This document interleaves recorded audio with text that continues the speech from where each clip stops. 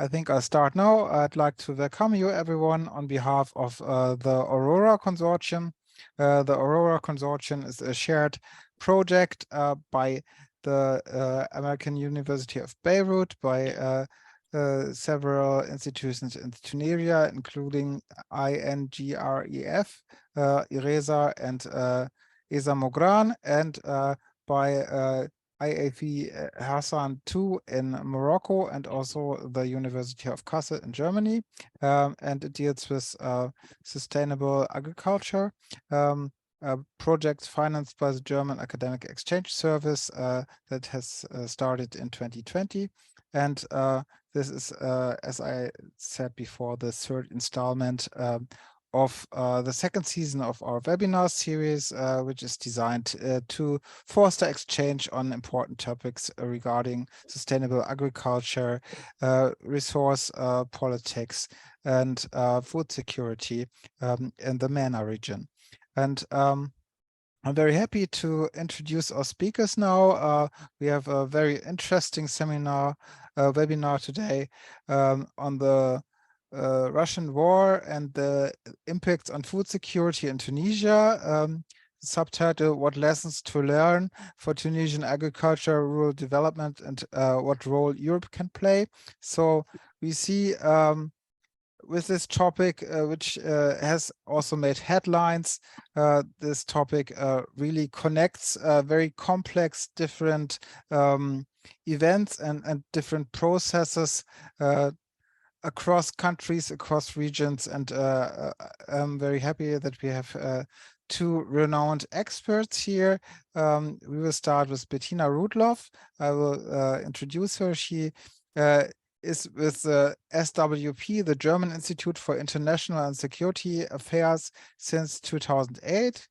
She holds a PhD in agricultural economy from the University of Bonn and has taught at a number of renowned institutions like the Willy Brandt School of Public Policy in Erfurt, the University of Maastricht, and also for GFK School at Harvard University. And she is a member of a number of important high-level panels. And we are very much looking forward to her expertise on agricultural trade and food security and agricultural economics regarding this topic.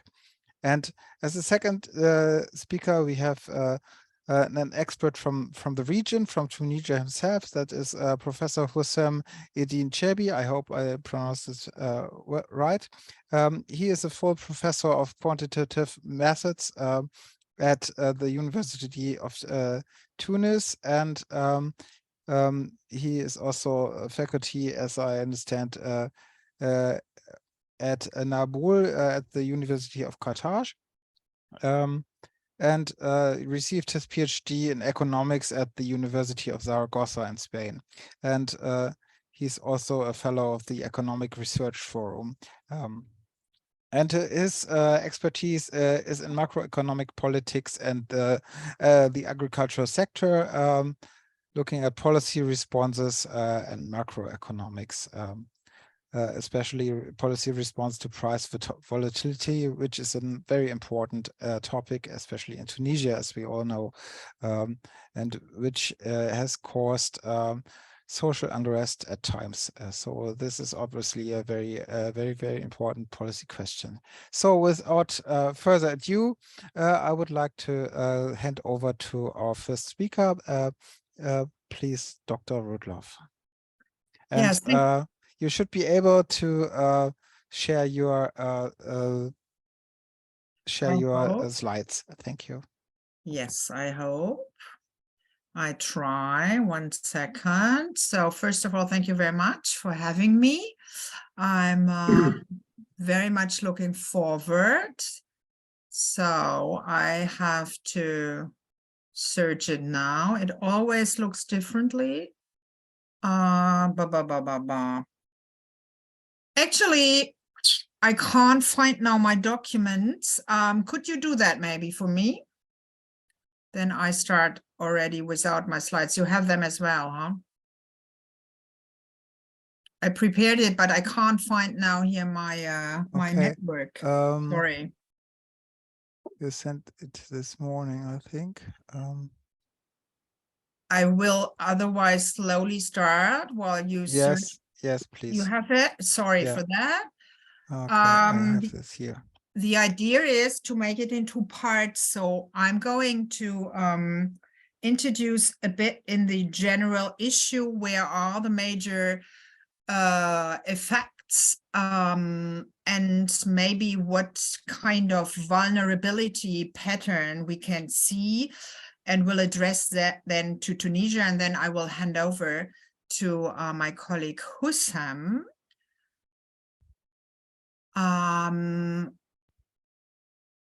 Do you manage? Yes, just a second. And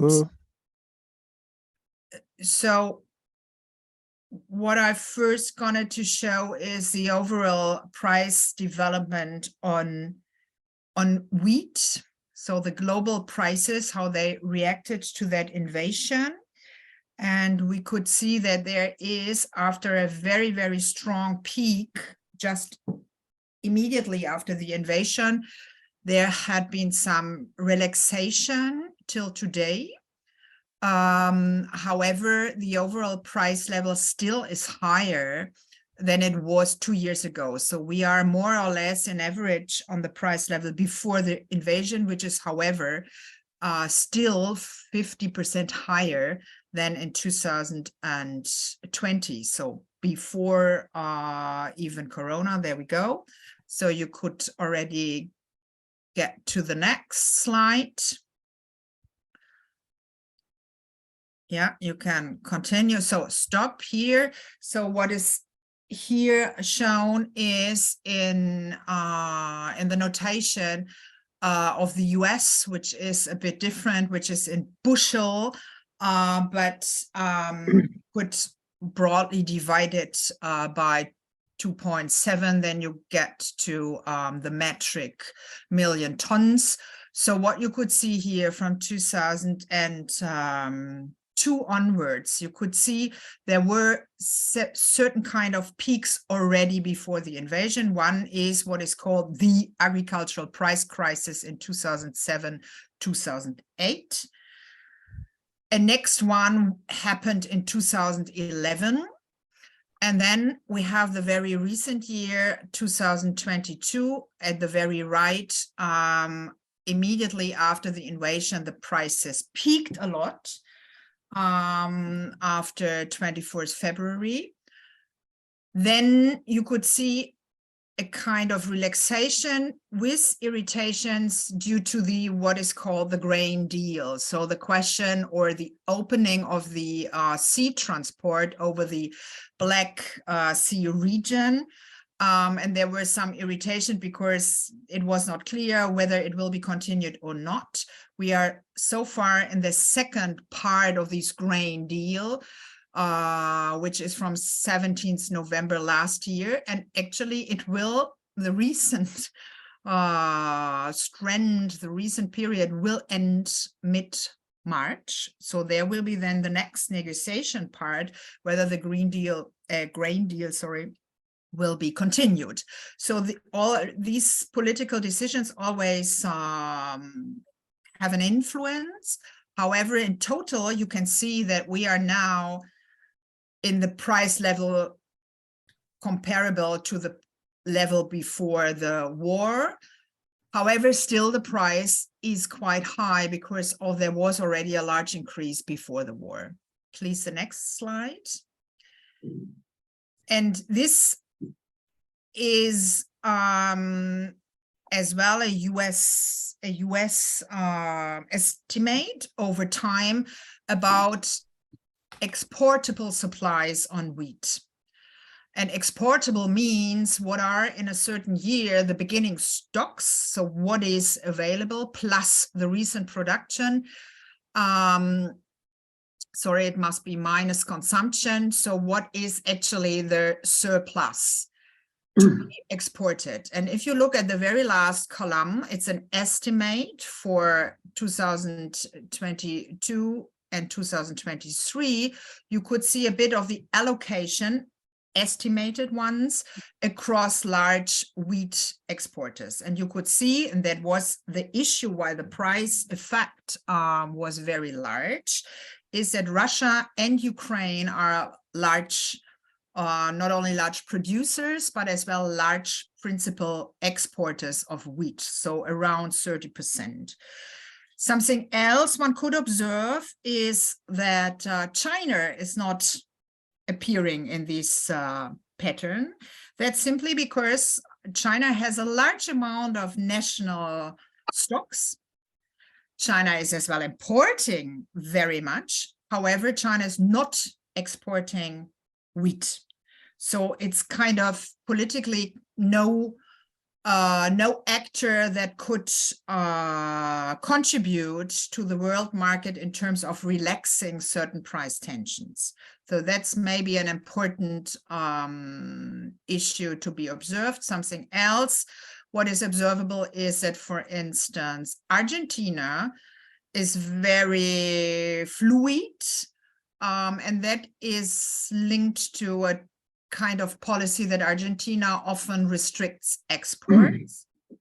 Australia is very fluid as well. That's the orange part, because of large natural influences like heat periods or floodings.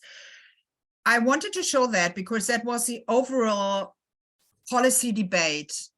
If this large region, Russia, Ukraine, for different reasons, is not participating so much like beforehand to the world market, could other actors contribute to the world market on wheat to finally relax the high price levels? Please, the next slide.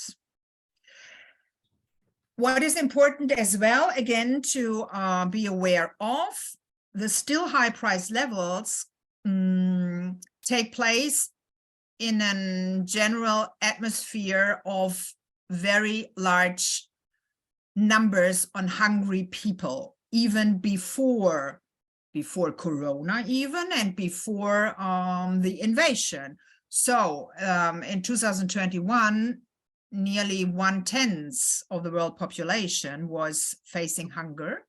And that was already 46 million more compared to the year before, and even 150 million more hungry people compared to 2019. So what I wanted to say is there was already a very tense global situation. Please, the next slide. So, and who is or how to address different vulnerabilities of different countries. And that's not a trivial issue. And it was in the very beginning after the invasion, the focus was on what countries originally get their, in this case again, wheat, most of the region directly affected, which is Ukraine and which is Russia. And this is here shown by an OECD report for different countries with these columns. So orange means the share of imports coming from Russia, and blue means the share of imports of wheat coming from Ukraine. So you could see, for instance, Armenia, 100% is coming from the region. So 99% or so from Russia, and a bit then as well from the Ukraine. Whereas, for instance, at the very right, Congo, it's around 50%. However, the total 50% coming from Russia. That was in the very beginning. You see Tunisia, for instance, according to the OECD pattern, maybe Hussam could add upon that later, is that it's mainly coming from the Ukraine. And that's referring to the past 2 or 3 years. The OECD then combined this pure physical delivery issue with how much anyhow of wheat is relevant for the internal consumption. So how large is the general import dependency?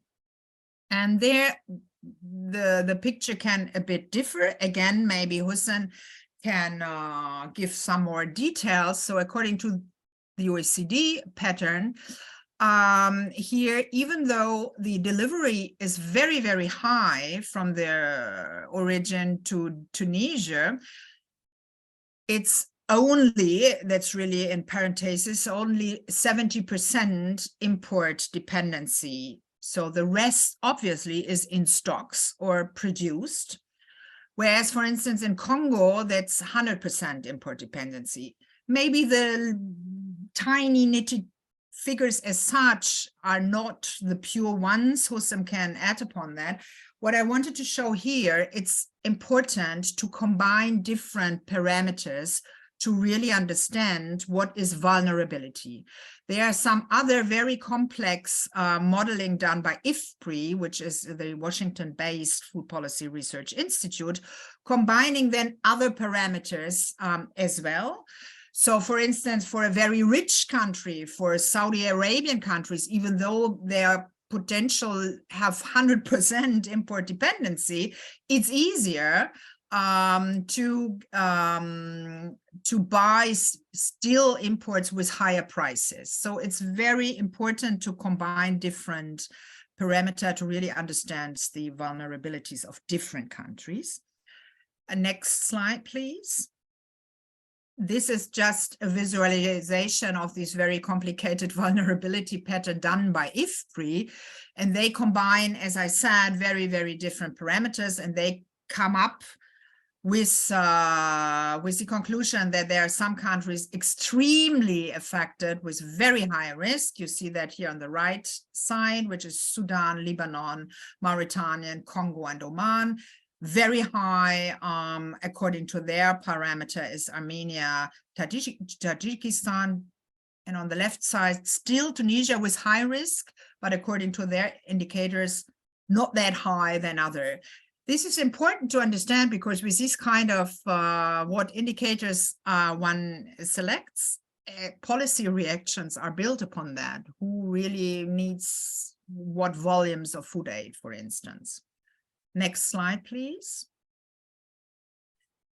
Another issue which became increasingly important after the invasion was the political reactions. What is shown here is export restrictions. And in the bottom part of the graph, you see the number of countries. The three lines, the three colors, compare different crisis situations. So orange is the food price crisis 2008. Blue is COVID.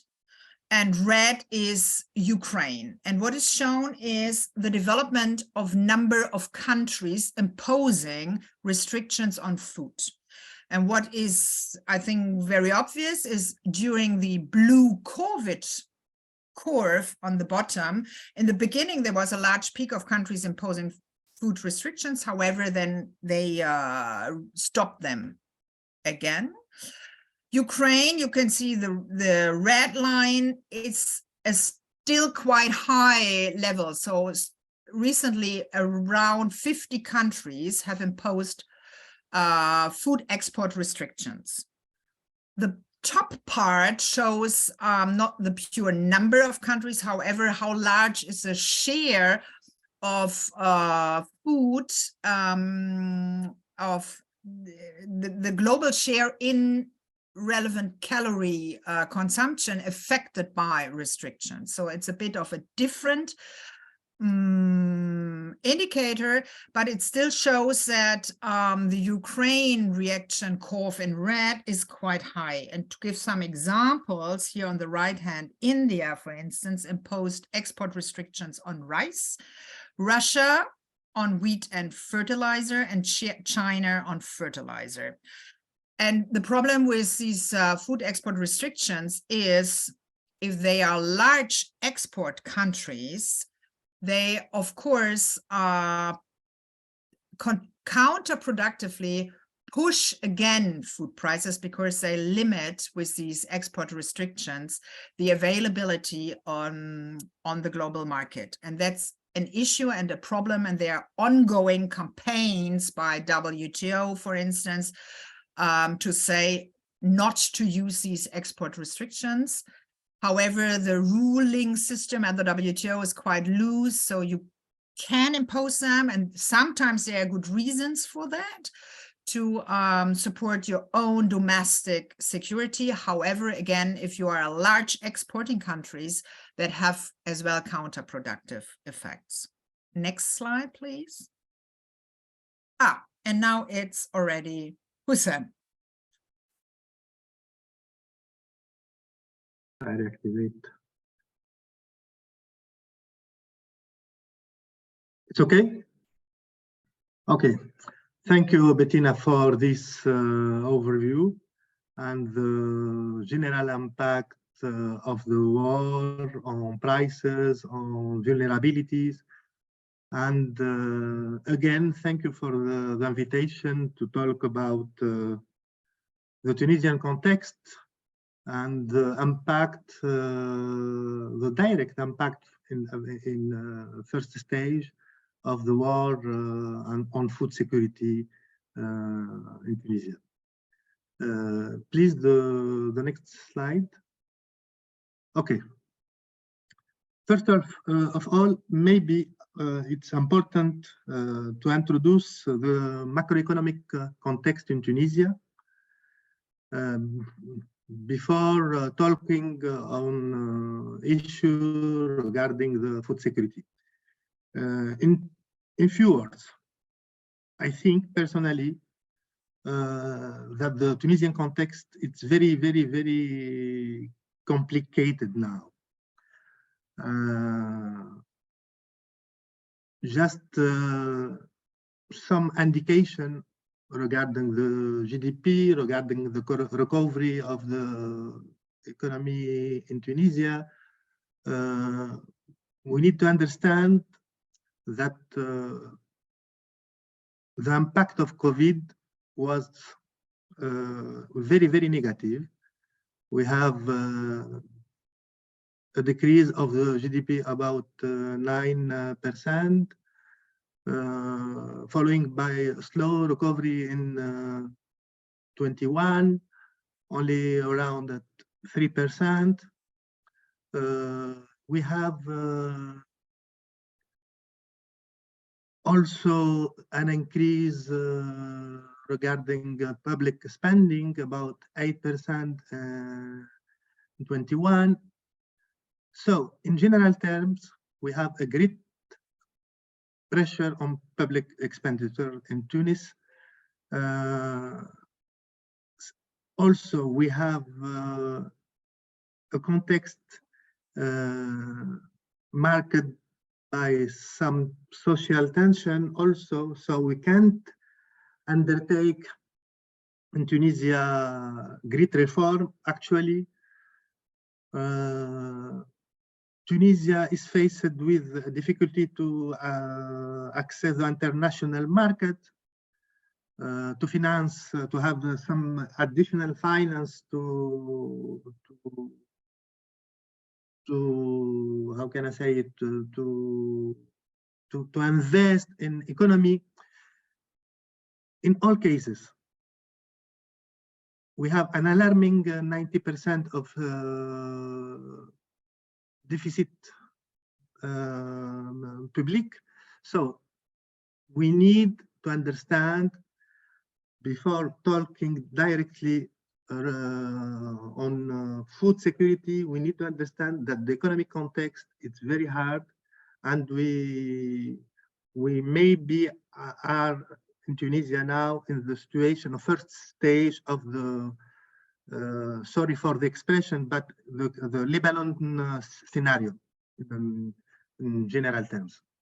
Next slide, please. If we talk now about the impact of the war in Ukraine and the increase of the international prices, we need also to insist regarding the idea that public spending now is under pressure. Why? Because Tunisia is a net importer of gas, petroleum, and a great part of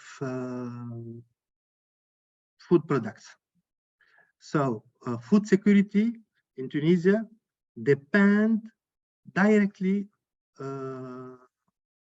on international level of international price level, and maybe I will show this the relation between Tunisia and the multi-dollars. Next slide, please. If we talk about cereals, only cereals, Tunisia,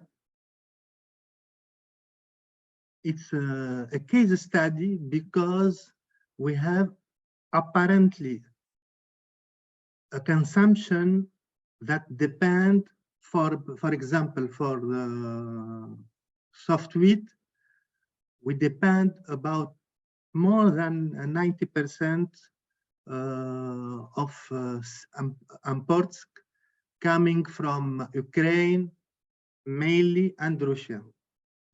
For domestic, for durum wheat, hard wheat, for example, maybe 50% in general terms come from the international market, and only a small part come from Russia. For barley, needed for animal feeds, the majority of our needs is imported. So in general terms, this indicate a high dependency from the international market and high dependency from the level of prices of food markets. Next slide, please. If we talk about the cost of this import, Tunisian import, we are now maybe at an historical level of imports. For the only 10 months of 2000, for the last years, because we don't have actually all the data regarding the cost of the imports, but for the first 10 months,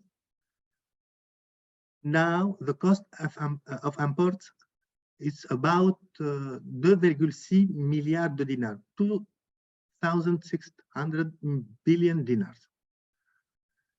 It's important to say that about the third of our agriculture and food imports is concentrated on cereals.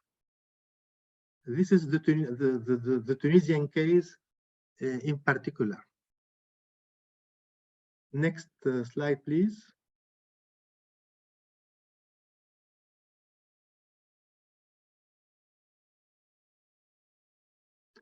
Here, I want to show a small exercise to attempt to decompose the evolution of the cost of our imports in Tunisia.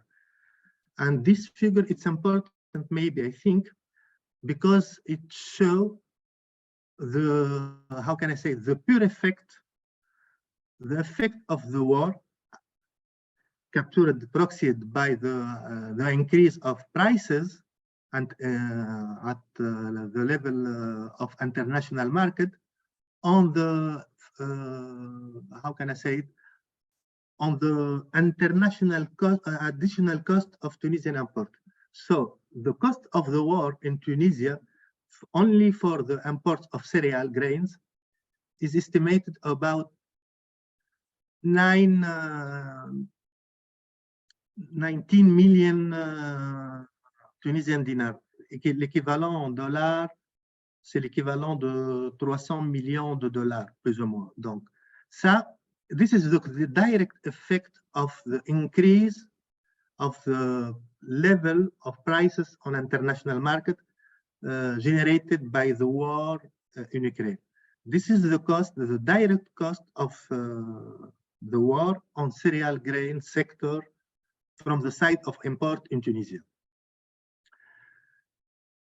Next slide, please.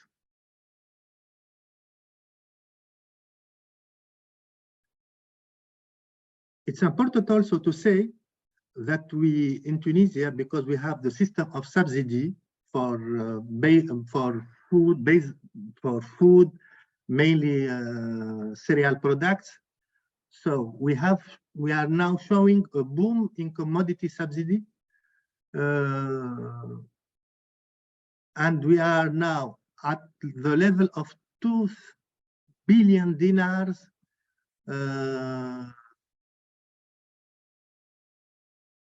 for the 10th first month of the last years.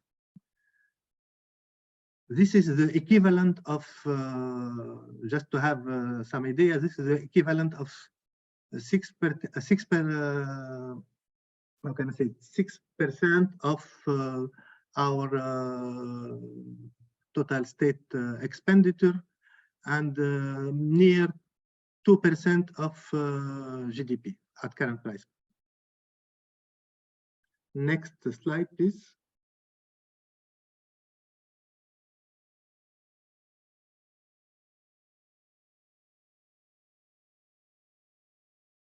Okay.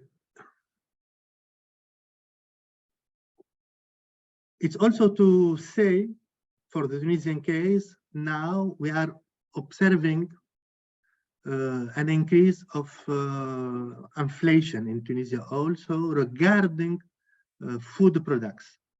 For the last years, we have a level of inflation regarding food products about 10%. C'est du jamais vu en Tunisie. Why? Because in Tunisia, the main part of panel of our food panel specifically, it's controlled by state. So we are observing, for example, an increase for basic products like eggs, for fresh vegetables, for meats, and this is maybe will generate some pressure also on the side of consumption of cereal, because cereals still the products that people need to access in first stage. Next slide, please.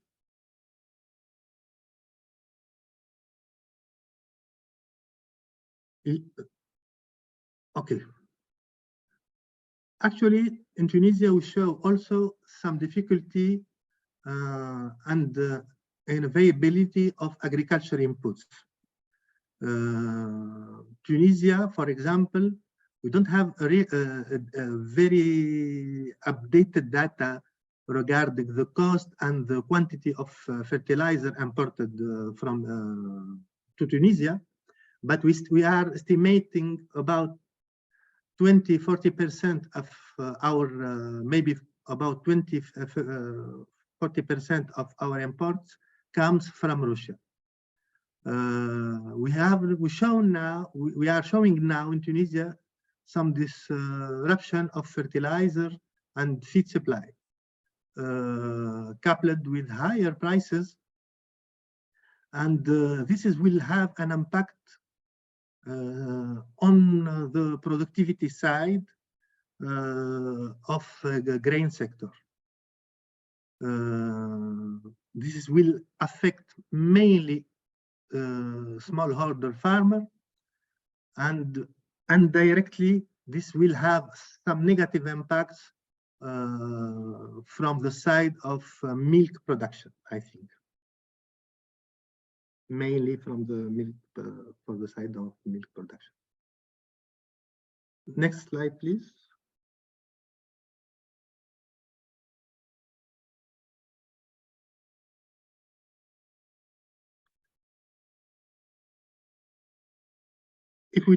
If we remember the very difficult context, financial context in Tunisia, we are now maybe in the capacity to understand that the country is faced with serious financial difficulty on the side of state-owned companies.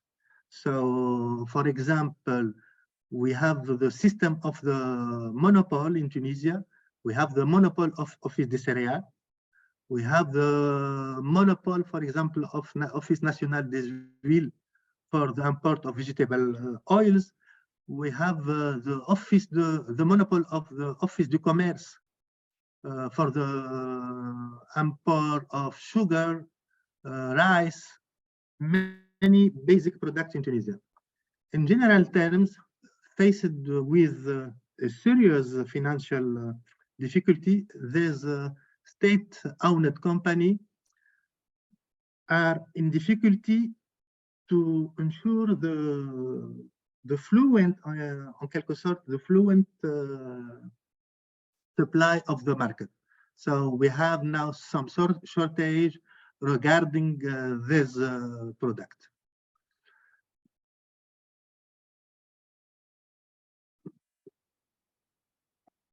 Next slide, please.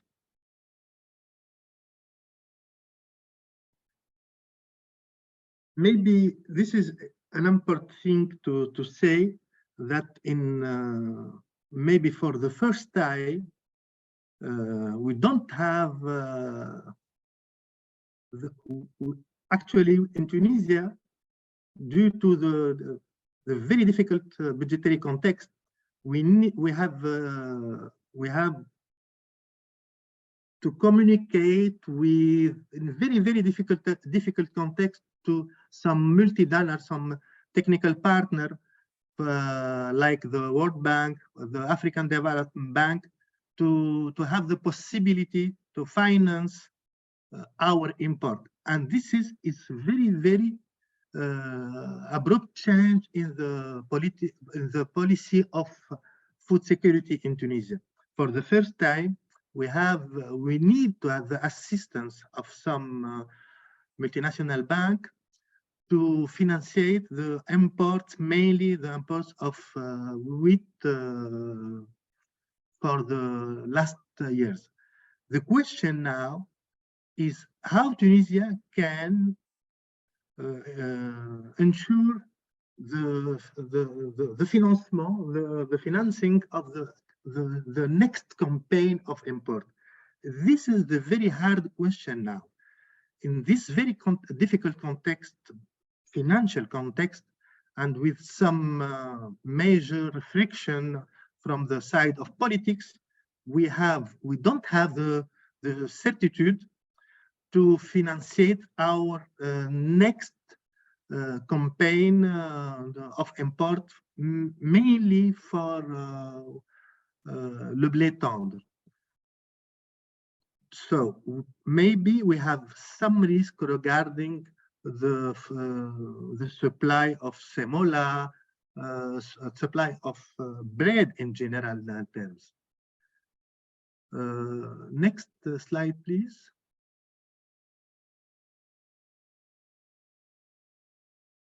If we think positively, I attempt to think positively, I think at the actual stage, the solution needs to be a national solution. So I think that the way out of the crisis, it's important to say this, requires the adoption of an internal solution. What's the fundamental of the internal solution? I think we need to understand why the apparent consumption of wheat in Tunisia is very high. compared with other levels for other countries like Morocco, like Algeria, like Egypt. So the level of the per capita consumption in Tunis is very high. This is the one, I think, one of the major questions to be addressed actually in Tunisia. So we need also to evaluate our subsidy system, and maybe to rearrange this subsidy system to create or to reallocate resources for other sector, for agriculture sector. We don't have the really option. So we need to reallocate resources from consumption to production. I think these are the two fundamentals for the adoption of an internal, I think, an internal solution, or part of internal solution. Next slide, please. So technically, we don't have actually in Tunisia a very, very specific and detailed overview. Je dis pas overview, detailed, how can I say it, evaluation of the consumption of the different level of product based on cereal product for the Tunisian market. And actually we need very, I think, a scientific measure of the demand of the national consumption in Tunisia. We need also to undertake very quickly, I think, a great campaign to avoid losses along la chaîne de valeur, along cereal chain. We think in Tunisia that we are importing a lot of cereal that are really not consumed by les bénéficiaires, comment dirais-je, réels de ce bien. Next slide, please. It's for you, Bettina. Thank you for your attention.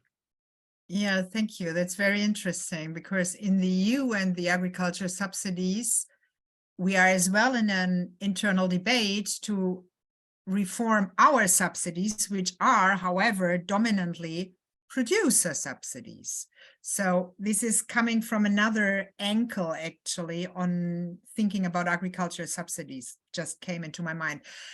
For the really just 5 minutes maximum, I would like to switch a bit to, let's say, trade-related aspects and some EU approaches. So EU trade regimes together with Tunisia.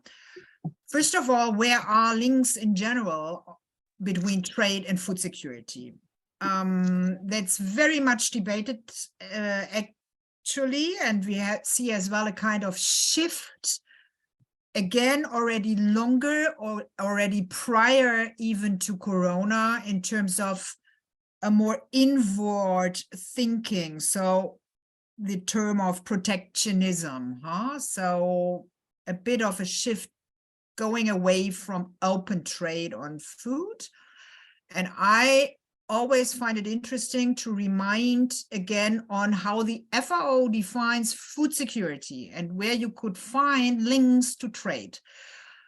The FAO defines food security across 4 pillars. First is availability of food. And according to FAO, it's independent from the source of food. It could be own, that means domestic national production. It could be stocks, it could be imports, and it even could be food aid. So the total, let's say, amount of food available in a country. And I marked in red where you see immediately links to trade. Imports, it's clear. So imports could raise then available food. However, there's as well the contradictory debate saying, imports may destroy our own capacity because imports, for instance, from the EU is cheaper, and then it's difficult to compete with our own production. The second pillar the FAO sees as relevant for food security is access to food. And that's not meant physically in terms of market structure, so access to parses, to marketplaces, and so on. It's as well economic access, and that's basically price. The higher the price, the lower the access to food. And we can see that immediately in the recent situation. The third pillar is a bit more general politically, is usability of food. So there the idea is food as such does not really serve for a healthy life. It's relevant that you have other resources as well to process food or to produce food, so energy for fertilizer, for instance, or for cooking food and water. And the fourth is stability. That means all these before mentioned pillars have to be there in a stable condition. What is debated very much in trade and economic theory, and as well currently in the policy debate, is between, as I already indicated, production and import. Is there a conflict or a complementarity? Do I either import or produce all things myself? So the question of self-sufficiency. In trade theory, we have the idea of infant industry tariffs. That means to hinder imports a bit, at least in the beginning of the development of a sector, to protect against more competitive imports from other countries. On price, there the issue, or it's a very relevant question, do you focus on the producer price or on the consumer price? So for a producer, a higher price is better, which is not the case for the consumer. And another issue is as well volatility. So the security and expectation on price developments. In general, one could say, according to theory, that trade is reducing price. The more open a global trade system is, you have a price push, and you have as well a relaxation on volatility, because different risks may, like in an insurance system, may compensate each other. You sometimes have a flooding in Australia, but you don't have that at the same time in Argentina. So if you have an open system, you can compensate the production basis. So volatility in general is reduced by an open trade system. Politically, there's a debate on autarky or self-sufficiency, autonomy, and sovereignty. So, and sometimes it's not really clear what does that mean, complete protectionism or the right to decide on a certain trade policy. That are all these terminology you find recently in trade and food security approaches. Next slide, please. If you think about trade agreements, and there are EU trade agreements towards 9 Mediterranean countries called association agreements, and one of it is with Tunisia. And there was a huge step, the idea to deepen that, to come to a deep and comprehensive free trade agreement called ALECA in French abbreviation. The same thing was done with Morocco. So in order to change from the EU idea to improve the existing association agreements, where's the link with food security? In principle, you could, in all types of free trade agreements, exclude certain products or subsectors like the dairy sector or the cereal sector from what is generally the idea of free trade agreements, from reducing tariffs. So you could keep the old tariffs. That's the starting point. That's one idea. If you think that imports could destroy my own production capacity. You have as well long phasing in phases for tariff reductions. That's negotiatable. That differs according 5 to 15 years even.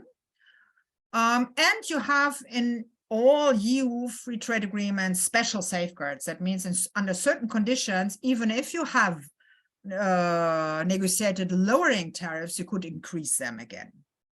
What is in this table is, let's say, the existing tariff structure very broadly.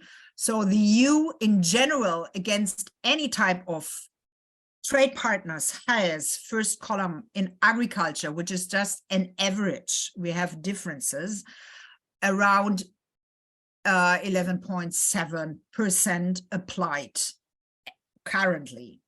However, there are some products that are much higher. So the maximum, that's called with WTO terminology bound tariff, is at 360%. So you could go up to 360%, huh? But in average, it's nearly 12%. You see then second slide column, it's for industrial goods, it's much lower. That's a normal pattern more or less all over the world. For most countries, there are some exceptions. Now, within the association agreement, so the existing free trade agreement with Tunisia on agriculture, it's 11%. So it's a bit lower, but not much. On industry, you see duty-free access. So there's no tariff. So industrial products can enter the EU market with a zero duty. Okay. Coming now to Tunisia. What is the Tunisia level of tariffs? You see immediately it's a different. Worldwide, it's higher in agriculture. It's more than 30% vis-a-vis any trade partner. And again, lower typical pattern for industrial goods against any partner, 9%. What you could observe immediately is against the EU. So within the association agreements, on agriculture, Tunisia, more or less in average, is offering nothing. So there's no tariff preference. Tunisia is applying towards EU imports. So there's a real border protection approach. It's a bit different on industry. I must admit, the data is old. I couldn't find any recent data under the normal databases notification at WTO. So it's 2060, I don't know whether there's a change. So, but what you could see is, obviously, both sides protect their agriculture part quite a lot. Tunisia even more. And then the final slides, and then we can go into the debate. On Aleka, which stopped, and I went to Tunisia in 2018. There still was a lacquer, let's say, in the political negotiations.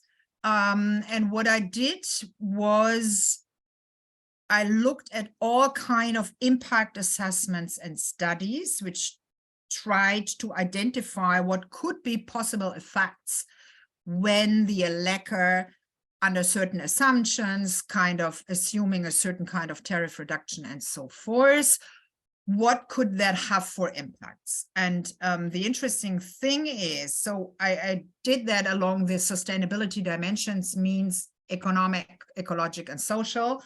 Of course, as you can imagine, on economic, it is much more results there, because usually these impact assessments are done by typical econometric large modeling exercises. So they look at trade and GDP and the issue of agriculture production and state deficit. And there the overall results were mainly positive. So trade is going to increase, and the state deficit, however, that's not so positive, is going to increase as well. So far, and that's very typical, very few social aspects are covered by these impact assessments. So on prices more than on poverty. Food security explicitly is not at all addressed. So you could only think a bit indirectly regarding, for instance, the price effect. and what you could see here is that we have some different effects on the consumer price and the income price. That's the only, let's say, proxy on how one could think about food security. But that's a problem in any kind of impact assessments. Maybe what is interesting for all participants, the EU now is following so-called ex post assessments. So what they did is they did an evaluation of the old association agreements for all Mediterranean association agreements. You find that on the EU site. If you just look for ex post assessments, then you have a whole list, and one is done for all Mediterranean association agreements. So that might be interesting. I stop here. I would be happy we could, in the debate as well, think about what the EU is in general doing on different type of policies, not only being trade policy, but in trying to somehow find a coherent approach. But I stop here for time reasons. I'm happy to do that in the discussion. Thank you.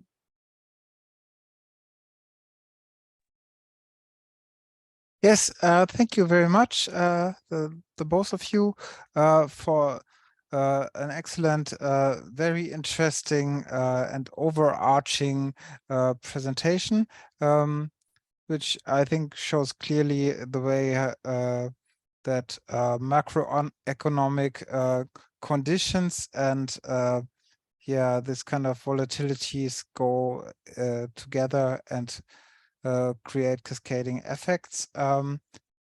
First of all, are there any questions from the audience? Questions of understanding? Otherwise, I would start with a discussion.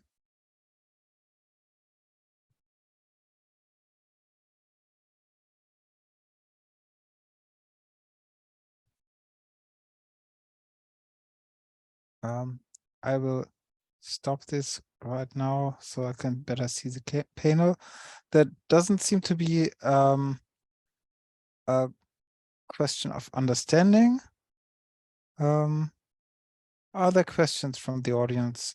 We have plenty of time because this one is a bit longer than beforehand. Question, comments or there is a hand raised by Abir Soren. Oh yeah, yeah, please. Just from her screen. She. Ah yeah, okay. Yeah. Please. Hello, Yes. everybody. Thank you for these slides. So I can present myself. I'm Abir. I work in France Agrimer. I work for the cereal, the situation of cereal in France, in the totality of region. And I have a question for Mr. Sam. So actually, in the situation in Tunisia, what are the solutions or alternatives led by the Tunisian government to find a new market or new exporters for the cereal? So what is the solution for the actual government now to ensure the security and for Tunisian people? And thank you. Thank you very much. We have another question. I think we take 2 or 3 questions. There's a question by Nora. Nora, please. Yes, thanks a lot. I have a related question, actually. It's also to Hussam. And I wanted to know, because you presented some solutions to the problem, and I was wondering whether this is also politically discussed, or and whether you think that, or if not, what other kind of political, like what are the solutions that are discussed in the political debate, and whether you think it's also feasible, what you suggested, and also, I mean, would it be accepted by the population? You spoke about changing the subsidies and for consumption. So I was wondering what would you expect? What would be the reaction of also the population? Thank you. Thanks. Is there a third question right now? Otherwise, we refer these questions, I think, both to Professor Chabi. Yes, please. I think we cannot hear you.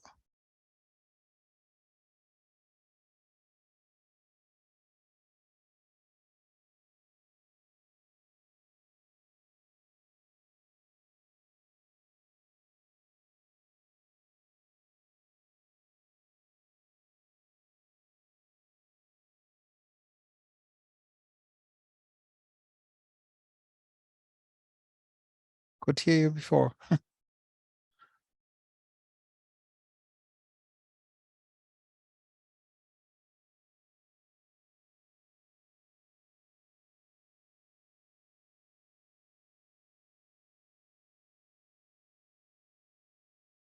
Maybe in the meantime, I can raise a question just to bridge this. Yes, sure. I had a question for Bettina Rudloff about, well, why did you indicated in the end the ALECA agreement, the various dimensions of it, why was it abandoned? Why did it not come through, or what's the status of negotiations? To my understanding, agriculture played an important role there, although it covered many other aspects. Maybe you can elaborate on that. Maybe I start then while Hussam is trying still. Well, that's a difficult, the question is easy, the answer is difficult.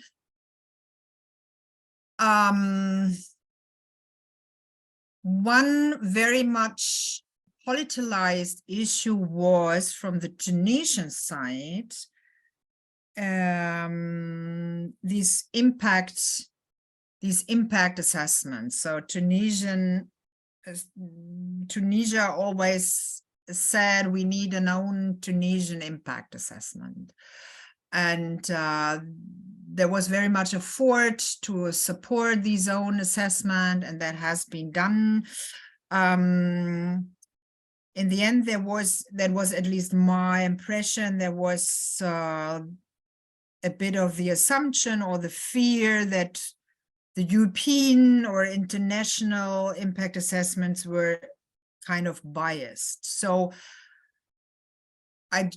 from the European side, there was a lot of will to continue with the negotiations. However, there were some issues which are not on the agricultural side, which you can see more or less in any free trade agreement, and that is on movement of persons or movement of workers. This is part as well of trade agreements. It's part of what is called the services chapter. And there's one issue which allows for, and you could define actually certain kind of sectors, being in the health sector, in the IT sector, very different, an opening to your labor market. The problem is that this is immediately linked, of course, to visa issues. And this is an issue in the EU, which is done at the national level. So even though you negotiate at the EU level, opening your labor market in the services chapter of trade agreements, it still has to be supported by accompanying and fitting visa rules. And that is, let's say, the very sensible issue at the European side. And that was as well a problem. And then, of course, on agriculture, some issues like, we have competing sectors, let's say. Think about the southern European member states. Think about olive oil. Think about fruit and vegetables. And there, of course, there are some sensibilities in Italy, in Spain, in Greece as well, and that is always a problematic thing the EU has to handle. However, there were some options, for instance, to increase the existing tariff rate quota, things like that. So in the end, maybe it was at both sides kind of missing political will to continue with the very sensible issue at both sides. Maybe that's the case. Thank you. Maybe I will attempt to respond to Abir and Nora. Sorry for the inconvenience. Maybe I will merge the two questions addressed by Nora and Abir. I will merge them to say that actually in Tunisia, the problem of the food security regarding the cereal sector, I think it's a problem of governance. So we have, of course, a problem of budget, and the problem can be considered only from the perspective of finance, but I think the situation now is not sustainable, and we cannot continue to import and consume at the same level. We need to address now the problem of the level of the consumption in Tunisia in general. And it's not realistic to not react about when we think that we are consuming at 3 times the media of the consumption of other countries. It's not sustainable. So we don't have the, how can I say, the luxe to continue to import and consume at the same level. And here we need to address the situation from another perspective. When we talk about food security, we need to address all the dimension or pillar of food security. We need to address also the pillar or the axis of utilization of food. The utilization of cereal in Tunisia, it's very, very problematic.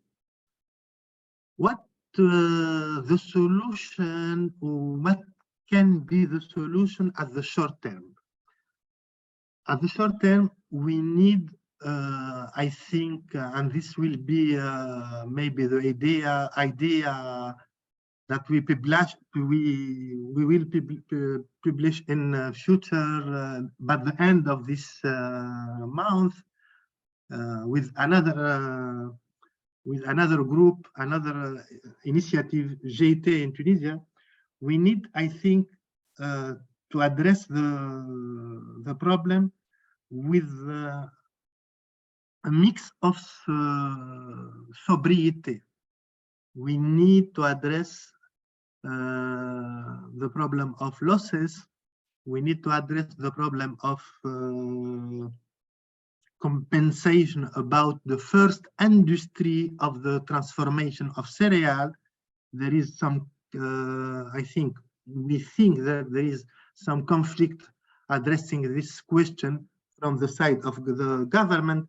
So we think that the solution, it's not only the finance, but also the governance of all parts of the chain value, I think. Thank you. Yes, thank you very much. Are there any more comments from the audience? Someone raise. Olfa Mayub, please. Thank you. Thank you for your presentations. Actually, I have a question and a comment, very simplistic one. First of all, well, Hussein, according to you, I mean, what hampers Tunisia from reaching self-sufficiency in wheat? Maybe a complex, the answer would be complex, but yeah, why we are not self-sufficient in wheat. And my comment is, yes, so don't you think that if the diet of the Tunisian is based on cereals, probably because they could not afford other products, speaking as a consumer. So if the vegetables are quite expensive, so the diet is not balanced, and people rely on cereals, on pasta, etc. So this is the most affordable products on the market. So maybe this is a kind of something that we should, solve at the source, not just solving the problem. Solving the consequences. So, yeah, these are a comment on the question. Thank you. Thank you. I think we take another question from Mark Sribi. Yes, thank you. I'm also working in France Agrimer with my colleague Abir. And my question, first, thank you for the presentation and the very interesting ideas which were developed. And I have a question for Professor Chebbi. I think it seems to me a very interesting way to appeal to self-sufficiency as to reduce the losses along the value chain and the supply chain. And my question is, what another pillar, of course, concerns production. And what about the possibilities to improve or to have more regular grain production and harvest along the year, maybe with more agronomy or more crop monitoring. I don't know, could you, maybe you could have an outlook on this, please? Okay. We are now talking maybe regarding food security from the side of the consumption. In Tunisia, we need also to address the question or the issue of cereal production in the heart of the question of food security in general terms. We need to address the issue of cereal production from the agronomic part, from the side of the production. We need, maybe, I think it's a personal opinion and appreciation of the situation. We need to reinvest in agricultural system in Tunisia. How can I say, soutien à l'agriculture, support for agriculture production in Tunisia is now, maybe, I think it's down now. Compared with the support of consumption, maybe it's the last estimation of support to agriculture production is about, for the cereal system, it's actually now less than 5% of the total amount dedicated to the agriculture, to the cereal system. So this is, I think, the main problem. And for many years, this was the fundamental problem addressing the cereal question in general terms. So we support consumption of cereal in Tunisia, but we don't support production of cereal in Tunisia. What's the tendency now in Tunisia? The tendency is very, very clear. We are observing a decrease in area dedicated to cereal. So we cultivate less than the 10 years ago. Productivity level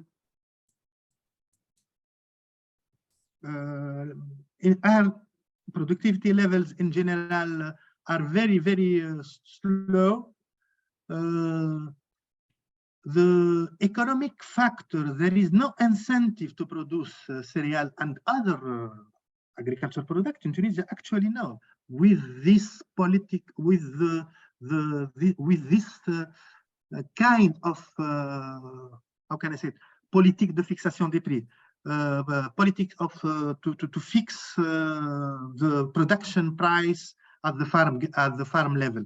So the situation now of the cereal is the culmination, en quelque sorte, of many factors during 20 years of agriculture policy regarding the sector of grain in Tunisia. I think this is the major question, and now I think it's unrealistic to talk about sufficiency or autosufficiency. We are very, very how can I say it, in a difficult situation, and we need to address to correct our policy prices, policy support, mainly for the agriculture sector, and to reallocate resources from the consumption side to the production side. I think this is the major question to be addressed now in the very short terms.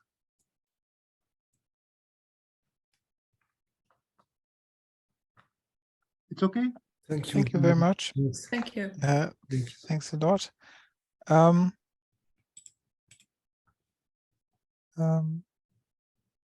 Yes, I think there's another comment by our second speaker, Bettina Rudloff. Yes, thank you. Hussam, you mentioned it just, so I would like as well to ask you, or maybe other colleagues from other regions, so this idea of self-sufficiency from a trade expert side, one could say, actually, that's not per se an automatic goal. Mm-hmm. Trade experts believe in comparative advantages. So not everybody can produce everything to a self-sufficient level. And in older terms, that becomes very clear. So country A can produce better whatever, wine, and country C can better produce cereals. So let's exchange. Obviously now, within the phase of crisis, we evaluate that differently. In the EU, for instance, that was very much the case for energy. However, my question is now, you mentioned that saying self-sufficiency is not realistic, I think you said.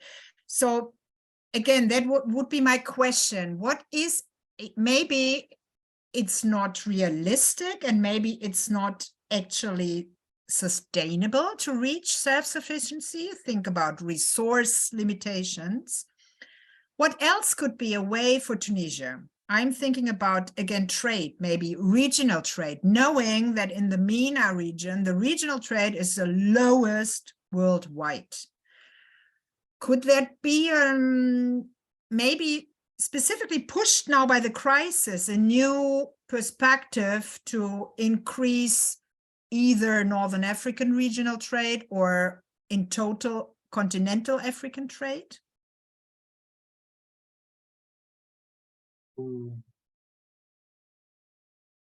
Just let me address Bettina, if you want, let me address first of all the question regarding the issue of auto-sufficiency and level of production in general terms in Tunisia. In Tunisia, like many other countries from the region, we think that we are now faced with the direct consequence of climate change. So we need to address the question of the productivity, level of production and productivity from the side of the impact of the future impact of the climate change. in this context, we need to have a minimum level of production of food, of cereal, of durum wheat in Tunisia. But we need also to address the question of the level of productivity from the side of the technological transfer, c'est ce qu'on appelle la montée en gamme en quelque sorte. So we need to address productivity and revenue in general terms in agriculture sector from the side of technology, efficiency, allocation of the factor of production. So we need to address the question d'une manière complètement différente. On doit changer le chip. C'est simple. Donc, the objective of quantity need to be, I think, it's my personal point of view, je ne sais pas, but I think we need to address the problem of food security from the side, from other sides, from the side of governance, from the, not only from the side of quantity. Now, changing the view of the consideration of food security in Tunisia, maybe will have the impact to see the future of agriculture sector differently. So we need to talk about trade.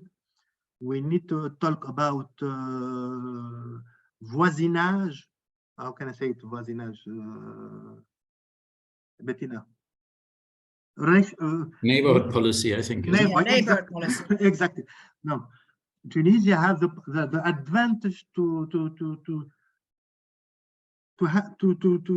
be at 2 hours from Europe.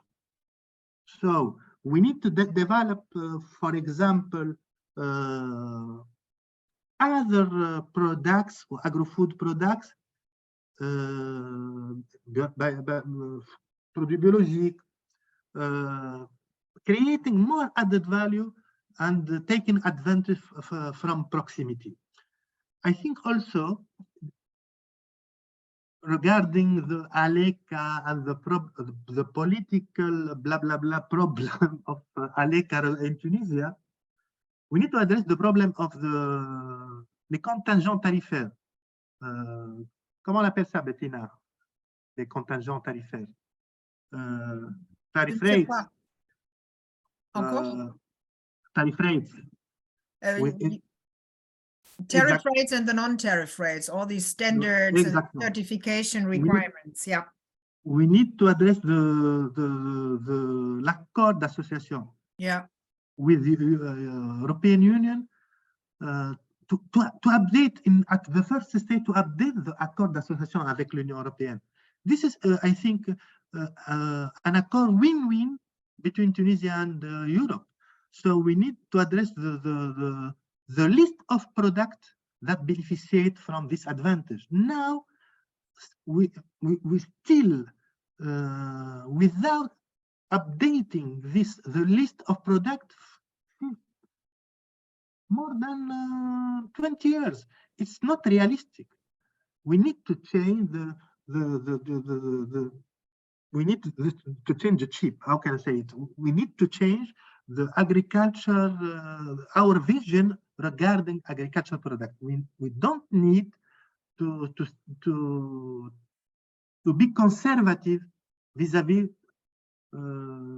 agricultural production. I think this is the main question to be addressed in a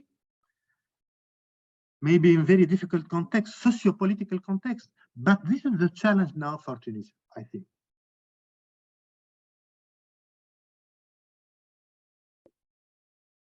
Thank you. We have one last, a couple of last questions. One by Tala Kutaj and then another one by Andreas. There's a question written in the chat by Tala Kutaj. Is a cold chain supply for food becoming a problem with war? If yes, can you explain more and give solutions? The cold chain.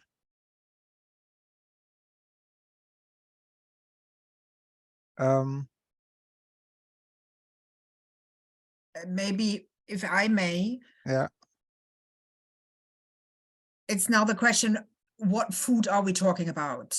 If we talk about really the basic commodity, let's say cereals, or even as part of cereals, wheat, that was not or is not a problem of the cold chain. And that is a major emergency commodity now for food security. But what it was or still is a problem is I talked about the grain deal, which is the deal to transport from Ukraine and Russia through the Black Sea, which is the major passage for Tunisia to import then.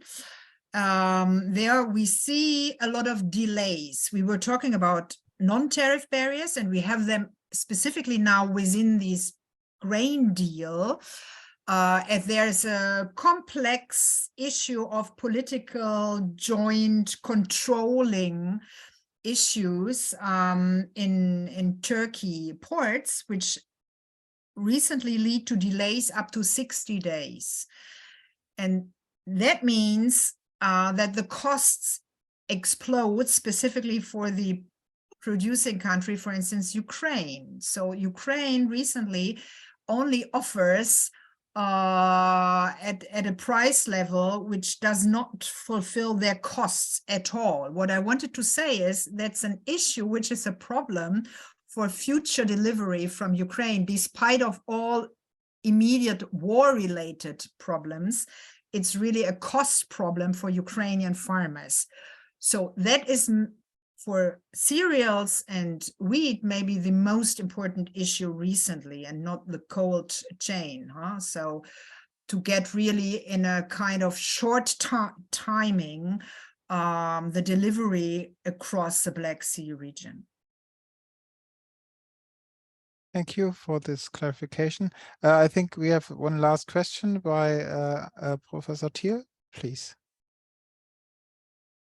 Well, again, also thanks a lot from my side. It's extremely interesting, really, to have you two experts on these trade-related issues and how it really filters down to the Tunisian context and actually causes a lot of hardship, a lot of problems, and need for thinking about change. I had a couple of questions, I guess, and I just say these things and you react. We don't have much time, I'm aware. So just if you want to get back to this afterwards, go ahead. Otherwise, we just leave it as it is. I was just wondering, on the one hand, you're saying there's too much subsidy for consumption. So are these subsidies actually benefiting consumers, or are these subsidies somehow benefiting the value chain? Is that what you're saying? Processors, etc. So is there detailed data on who actually benefits from the subsidies towards, let's say, the downstream value chain? In any case, if you increase consumption prices, which I guess to some extent may be a solution to curb food wastage, wouldn't you need to also maybe have a regionalized kind of social security system in place? I remember the model of, I'm unsure if it's a model, I don't really know if it functions very well, but I think in Morocco they have regions which are kind of earmarked for social support to basic foods. So if you have anything like that, or if that can be a solution, because there's obviously an important social aspects of staple prices for consumers, basic foods. And then I'm wondering, in terms of reorienting agriculture, what kind of agriculture are you thinking of, kind of Tunisian agriculture? Is it more internal production of the current staple crops and just replacing production, or would it also come along with a change in kind of crops and produce made available? So would it also imply a change, an overall change of desirable change of dietary habits, etc.? Would that also be something to be thought of? Because I do think the current mainly consumed cereals and staples are not exactly those that are genuine and original to Tunisia. So would it also need into kind of steering and reorientation in that regard? Thanks a lot, really. Thank you, Andreas, for your interrogation. Maybe let me. I will attempt to address your comments rapidly, quickly. So, for the question of the subsidy, I think that the majority of the subsidy, I'm sure that the majority of the subsidy are targeting the consumption side. So, if we make a comparison, we are now about only less than 10% of the total amount and addressed to the sector for the production side, for collect and the direct subsidy to the agriculture producer. In Tunisia, the failure of the system of the incentive to agriculture production is mainly due to the failure of the SPM system, soutien par les prix de marché. In English term, I think the MPS system, market price support. The failure of market price support is, I think, the major distortion now affecting the production side in terms of incentive in Tunisia. This is my opinion. My opinion based on the observation and the evaluation from for 10 years of the budget allocation for the agriculture sector. So we need to address the question of indirect and direct incentive to the agri production, because at the same time now, when protecting our production from the international market, we are not considering the effect of the parity dollar-dinar. So the devaluation or the depreciation, use the technical term, the depreciation of the dinar since the revolution, maybe all of things are due to this revolution, but we are now addressing also a problem of the balance of payment. So, and the depreciation of dinar. So we can't address the competitiveness of the sector only from the side of the level of production. We need, I think, and I insist, we need une montée en gamme dans la production to address the gaps or the décalage between the real price of our production and the depreciation of the money. Maybe this is an important question to be addressed. So regarding the solution, we need, of course, a mix of policy to address all that question at the same time. You know, maybe this kind of rules. We have one problem, we need an instrument to address, to attempt to address the problem. So in Tunisia now we have une série de problèmes, une série de problèmes. So we need a policy mix to address a variety of the problem regarding, of course, water. Regarding we need to make a trade-off between what kind of agriculture production we need for the agriculture market and for export. This is also a trade-off that need to be addressed from the political side. So I think this is very, very complicated, and Tunisia, in this context, I think it's a very interesting case study. Thank you very much. Is there something to add from your side, Bettina Rudloff?